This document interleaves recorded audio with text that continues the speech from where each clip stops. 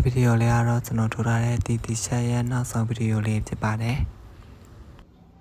ကျွန်တော်တို့အဖက်ဆုံးရောက်ပြီဆိုလို့ရှိရင်ခါတိုင်းလိုပဲဒီပုံနေဒိုးစာကိုဟိုဘက်အပေါက်တဲ့ဆွဲထည့်ပါမယ်လို့ရှိရင်အဘက်ဒီအဲ့လိုပုံမီတောင်းခါထိုးထားတဲ့အပေါက်ရှိပါမယ်အဲ့ထဲကိုဒါရှိတောင်းတိုင်းထိုးထည့်ရပါမယ်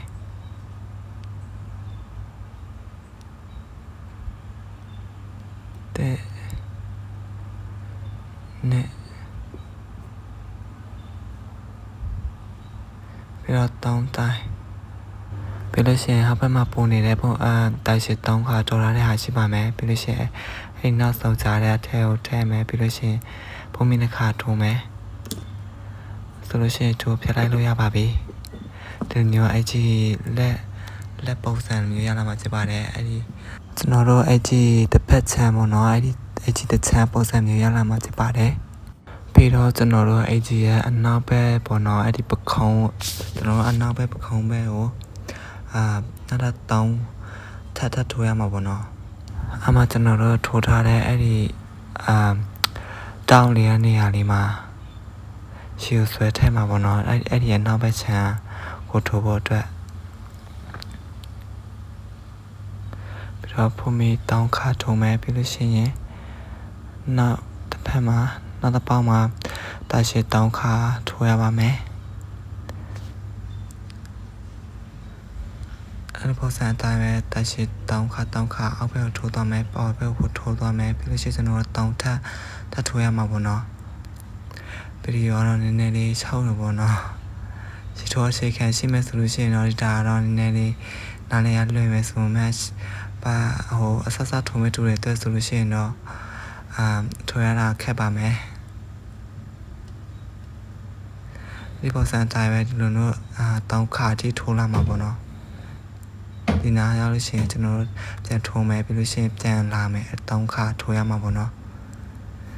ဒီလိုပုံစံမျိုးဖြစ်လာမှာဖြစ်ပါတယ်ကျွန်တော်တို့တောင်းခါခုနှစ်ခုနဲ့ပေါင်းလိုက်မှဆိုတော့10ခါဖြစ်တော့ပေါ့နော်စုပါတော့ကျွန်တော်တို့စထိုးခဲ့တဲ့ပုံစံနဲ့တူနောက်ထပ်အဲ့ဒီတစ်ချမ်းကိုထိုးရမှာဖြစ်ပါတယ်ကျွန်တော်နောက်တစ်ချမ်းထိုးတဲ့အခါမှာဆိုလို့ရှိရင်အနောက်စော်ပြားတောင်းထက်နေအောင်ထိုးတဲ့အခါမှာဆိုလို့ရှိရင်ဟိုဘက်တောင်းထက်ထားမယ်ပြီးလို့ရှိရင်အဲ့ဘက်တောင်းထက်မြောက်မှာဆိုလို့ရှိရင်ကျွန်တော်တို့အပေါ်လက်မောင်းဆက်တဲ့အတိုင်းပဲအနောက်ဘက်ကိုလည်းအမျိုးဆက်ပေးသွားရမှာဖြစ်ပါတယ်ကျွန်တော်လက်မောင်းအပေါ်ဘက်ဆက်တဲ့မျိုးပဲကျွန်တော်တို့ဒီဖက်နဲ့ဟိုဘက်ဆွဲထည့်ပြီးတော့အဲ့မျိုးဆက်တော့ပေးရမှာပေါ့နော်ပြီးလို့ရှိရင်ဆက်ပြီးတော့ပြီးဆိုလို့ရှိရင်ကျွန်တော်တို့အရှစ်ဘက်ကိုတောင်းထပ်ထိုးမှဖြစ်ပါတယ်ကျွန်တော်တို့ပေါ်စားထိုးခဲ့တဲ့ပေါင်းနဲ့စရည်လို့ရှိရင်ခုနှစ်ခုတောင်းခုရဲ့ဒီကြားထဲမှာပေါ့နော်အဲကြားနဲ့စပြီးတော့မှထိုးရမှဖြစ်ပါတယ်အောက်ဘက်ကိုပေါ့နော်အဲကြားနဲ့စထိုးမယ်ကျွန်တော်တို့အနောက်ထိုးခဲ့တဲ့အနောက်ဘက်ဆန်ပြီးတော့ပြီးလို့ရှိရင်ဒီတစ်ခုနှစ်ခုပြီးလို့ရှိရင်တောင်းခုဒီတောင်းခုရဲ့ဒီကြားထဲနေပြီးတော့မှနော်ကျွန်တော်တို့ရှေ့ယူပါမယ်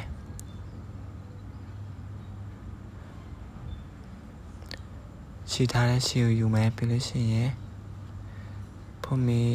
တောင်းခါတက်ပါမယ်ပြီးလို့ရှိရင်ကျွန်တော်တို့နောက်ပေါက်ထဲမှာတစ်ခါတည်းဒါရှေ့တောင်းတိုင်းထိုးပါမယ်တောင်းတိုင်း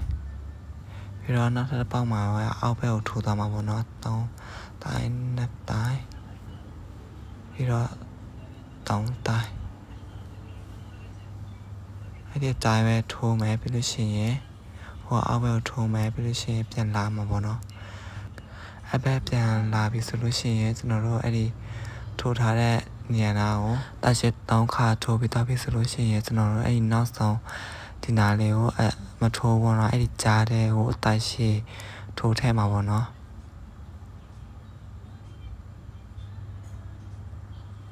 အစေဘဲအဖို့မီတောင်းခါ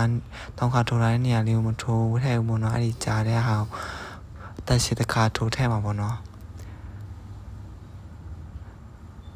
ပြီးလို့ရှိရင်ဖို့မီတောင်းခါထပ်တက်ပါမယ်ပြီးတော့အတိုင်းပဲကျွန်တော်တို့အောက်ဘက်ကိုပြန်ပြီးတော့မှထိုးသွားအောင်ပေါ့နော်အောက်ဘက်ဒီခါပြထိုးသွားပြီဆိုလို့ရှိရင်ကျွန်တော်တို့တောင်းခါပြစ်သွားပြီပေါ့နော်ဆိုလို့ရှိရင်ကျွန်တော်တို့အောက်ဘက်မှာပြီးတက်ပြီးတော့ကျိုးဖြတ်လိုက်လို့ရပါပြီ ကျွန်တော်ပြောတဲ့ဟာတွေနားမလည်ဘူးဆိုလို့ရှိရင်ဗီဒီယိုကြည့်ပြီးတော့ဒီတိုင်းထိုးသွားလဲရပါတယ်ဒါပေမဲ့အကောင်လို့တော့ကျွန်တော်မထိုးပြနိုင်ဘူးเนาะဗီဒီယိုကအရင်ရှည်တဲ့အတွက်ကြောင့်မလို့ရေးကြည့်တဲ့ဆိုအပိုင်းတွေပဲထိုးပြပေးသွားမှာဖြစ်ပါတယ်လွယ်တဲ့အပိုင်းတွေကတော့ကိုထိုးရမှာဖြစ်ပါတယ်ပြီးတော့အကြီးရဟိုဘက်တစ်ချမ်းကိုလည်းအဲ့ဒီပုံစံတိုင်းပဲထိုးသွားပေးရမှာဖြစ်ပါတယ်တောက်ခုများအကြားတွေကိုထည့်မယ်ပြီးလို့ရှိရင်ဟိုစောက်တိထည့်မယ်ပြီးလို့ရှိရင်တောင်းခါထိုးမယ်ဆိုလို့ရှိရင်တော့ဒီလိုပုံစံမျိုးရလာမှာဖြစ်ပါတယ်အဲ့ဒါကြတဲ့ချိန်ကျွန်တော်တို့ကော်လန်ထိုးမှာပေါ့နော်ကော်လန်ထိုးဖို့ဆိုလို့ရှိရင်ကျွန်တော်တို့ခဏတောင်းခုများထိုးထားတဲ့ဒီဖုံမီတောင်းခါတက်ထားတဲ့နေရာလေးပေါ့နော်ဒီအောက်ခဏတောက်ခုများအစွန်ပန်းနေရာလေးကိုရှိထဲမှာပေါ့နော်ပြီးလို့ရှိရင်ကျွန်တော်တို့ဖုံမီတောင်းခါတက်ပါမယ်ဒီခါဆိုတော့ကျွန်တော်တို့ရိုးလေးပါပဲဒီအတိုင်းပဲကျွန်တော်တို့တာရှိတောင်းတိုင်တာရှိနှစ်တိုင်ထိုးမှာပေါ့နော်အဲ့ဒီဖုံမီတောင်းခါတက်ထားတဲ့ပေါက်တွေကိုဖုံမီတက်ထားပါဝယ်ဆိုလို့ရှိရင်တော့တောင်းခုပြည့်သွားမှာပေါ့နော်ရှင်နာပေါက်တွေကိုနောက်တစ်ပေါက်တွေကိုတာရှိတောင်းတိုင်ထိုးမယ်ကျွန်တော်တို့ဟိုဘက်ရောက်တော့ပြန်ထိုးလာပြီဆိုလို့ရှိရင်ခဏတာရှင်နှစ်တိုင်နဲ့ဖုံမီတောင်းခါထိုးရတဲ့နေရာမှာဆိုလို့ရှိရင်ကျွန်တော်တို့တာရှင်နှစ်တိုင်ကိုကြော်ပြီးတော့အဲ့ဒီကြားတွေကိုထည့်ပြီးတော့မှဖုံမီတောင်းခါထိုးပြီးတော့ပြန်ထိုးလိုက်ရမှာပေါ့နော်အရာကျွန်တော်တို့အကြီးအထက်အောက်ထိုးထားခဲ့တဲ့ပုံစံအတိုင်းပဲထိုးပေးရပါမယ်ကျွန်တော်တို့အဲ့ဒီအတိုင်းပဲ